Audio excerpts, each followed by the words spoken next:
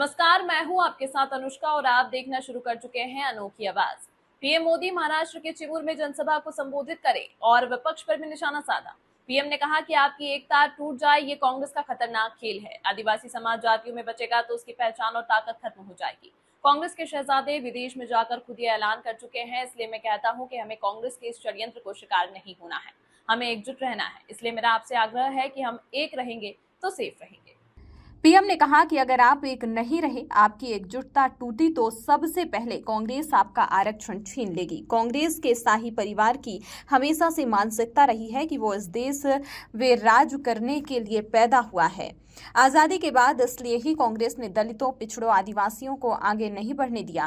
कांग्रेस आरक्षण से जुड़ती है। आगे कहा कि हमने 370 को खत्म किया, कश्मीर को भारत और भारत के संविधान से पूरी तरह जोड़ा। लेकिन कांग्रेस और उसके साथ ही कश्मीर में फिर से 370 लागू करने के लिए प्रस्ताव पास कर रही है। ये लोग वो काम कर रहे हैं जो पाकिस्तान चाहता है। आपको कांग्रेस और उसके साथियों की एक बड़ी साजिश से भी सावधान कर रहा हूं। हमारे देश में आदिवासी समाज की जनसंख्या करीब करीब 10% के आसपास है। कांग्रेस अब आदिवासी समाज को जातियों में बांटकर टुकड़े टुकड़े करके कमजोर करना चाहती है।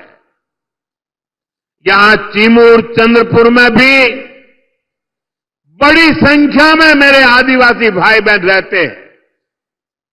कांग्रेस चाहती है कि हमारे आदिवासी भाई एसटी के रूप में उनकी पहचान खो दें, आदिवासी के रूप में उनकी पहचान खो दें, उनकी ताकत से उनकी एक जो पहचान बनी है वो बिखर जाए।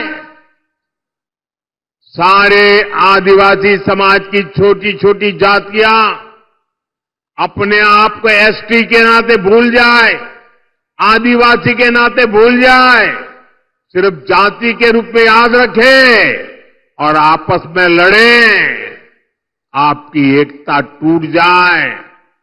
ये कांग्रेस का खतरनाक खेल है। जातियों में बटेगा तो उसकी पहचान खत्म हो जाएगी, उसकी ताकत खत्म हो जाएगी। विदेश में जाकर कांग्रेस के शहजादे खुद ये ऐलान कर चुके हैं। इसलिए मैं कहता हूं, हमें कांग्रेस के इस षड्यंत्र का शिकार नहीं होना है, हमें एकजुट रहना है। और इसलिए मेरा तो आपसे एक ही आग्रह है, हम एक रहेंगे तो सेफ रहेंगे। कानून की आड़ में, जिस धारा की आड़ में ये सब हुआ, वो धारा थी 370 और ये 370 धारा कांग्रेस की देन थी। और जैसे ही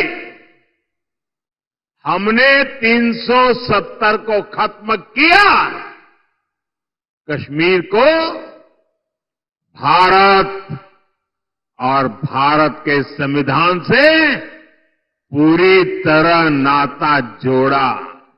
इस खबर में फिलहाल इतना ही। देश दुनिया की अन्य खबरों के लिए देखते रहिए अनोखी आवाज।